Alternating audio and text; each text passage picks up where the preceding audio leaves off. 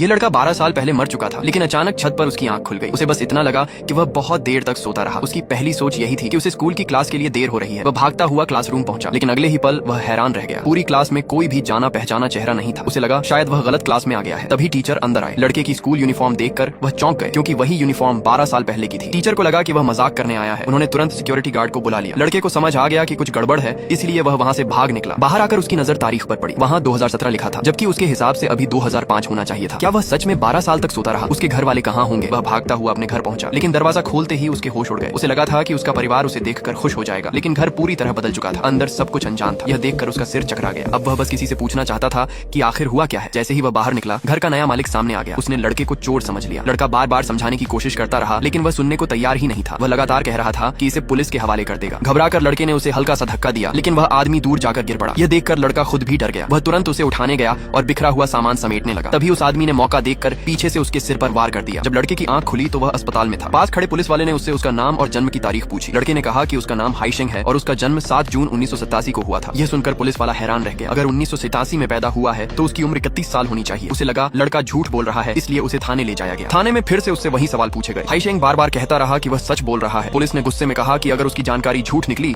तो उसे नहीं छोड़ेंगे, लेकिन जब रिकॉर्ड चेक किया गया तो उसकी सारी जानकारी बिल्कुल सही निकली। बस एक बात ने सबको चौंका दिया। सरकारी रिकॉर्ड में उसके नाम के आगे लिखा था कि वह 12 साल पहले मर चुका है। यह देखकर पुलिस वाले भी सन्न रह गए। उन्होंने तुरंत अपने बड़े अफसर को यह अजीब मामला बताया। उधर हाइशेंग बाथरूम में मुंह धोने गया। तभी उसने देखा कि उसके माथे का घाव पूरी तरह गायब हो चुका था। वहाँ एक छोटा सा निशान भी नहीं बचा था। अब उसे खुद भी समझ नहीं आ रहा था कि उसके साथ आखिर हो क्या रहा है। जैसे ही वह बाथरूम से बाहर निकला, सामने एक पुलिस वाला आ गया। उसने हाइशेंग की नेम प्लेट देखी और डर के मारे जम गया। वह बोला, तुम हाइशेंग? लेकिन हाइशेंग तो 12 साल पहले मर चुका था। उसकी आवाज भी बिल्कुल पहले जैसी थी। पुलिस वाला पूरी तरह घबरा गया। उसे याद आया कि आज ही हाइशेंग की मौत की बरसी है। कहीं उसके सामने कोई भूत तो नहीं खड़ा। उसी समय हाइशेंग ने भी उसकी नेम प्लेट देखी और पहचान लिया। वह उसका स्कूल का दोस्त हाओफांग था। लेकिन हाइशेंग कुछ बोल पाता उससे पहले ही हाओफांग की आंखें पलट गईं और वह बेहोश होकर गिर पड़ा। जब हाओफांग को होश आया तब दोनों एक नूडल्स की दुकान में बैठे थे। हाओफांग सामने बैठे हाइशेंग को देखता ही रह गया। उसे अब भी यकीन नहीं हो रहा था कि यह सब सच है। उसने हाथ लगाकर देखा। जब उसे हाइशेंग के शरीर की गर्माहट महसूस हुई तब जाकर उसे यकीन हुआ कि उसका दोस्त सच में जिंदा है। तभी हाइशेंग ने पूछा, मेरी गर्लफ्रेंड जिंगयुआन कैसी है? इन 12 सालों में वह ठीक तो रही? ये सुनकर हाओफांग ने नजरें झुका ली। उसने धीरे से कहा, हमारा उससे पिछले 12 साल से कोई संपर्क नहीं है। वह अब कहाँ है और कैसी है मुझे कुछ नहीं पता। यह सुनकर हाइशेंग और भी उलझ गया। जो लोग कभी एक दूसरे के सबसे करीब थे वे आज इतने दूर कैसे हो गए? तभी हाओफांग ने उससे पूछा, क्या तुम्हें सच में उस दिन की कोई बात याद नहीं? हाइशेंग ने उस दिन को याद करने की कोशिश की। उस दिन भी वह हमेशा की तरह सुबह जल्दी उठा था। उसने अपने भाई बहन के लिए नाश्ता बनाया, उनका ख्याल रखा और फिर जिंगयुआन के साथ स्कूल चला गया। उस दिन उसका जन्मदिन था, इसलिए उसने हिम्मत करके जिंगयुआन से एक किस मांगी, लेकिन उसने उसे डांट दिया। इसके बाद वह अपने छोटे भाई के लिए खाना लेकर गया। वहाँ उसने देखा कि कुछ लड़के उसके भाई को परेशान कर रहे हैं। यह देखकर हाइशेंग का गुस्सा फूट पड़ा और वह सीधे उन लड़कों से भिड़ गया। तभी बाकी छात्रों ने बीच में आकर दोनों को अलग कर दिया। हाइशेंग गुस्से में बोला कि वह उन्हें कभी माफ नहीं करेगा। अच्छी बात यह रही कि हाओफांग उसे समय पर वहाँ से ले गया, नहीं तो मामला और बिगड़ जाता। रात को जिंगयुआन चुपके से हाइशेंग के घर गई। वह उसके लिए जन्मदिन का सरप्राइज तैयार करना चाहती थी। तभी हाइशेंग का फोन आया कि वह उससे मिलने आ रहा है। जिंगयुआन ने झूठ बोल दिया कि उसका बटुआ आर्ट क्लास में रह गया है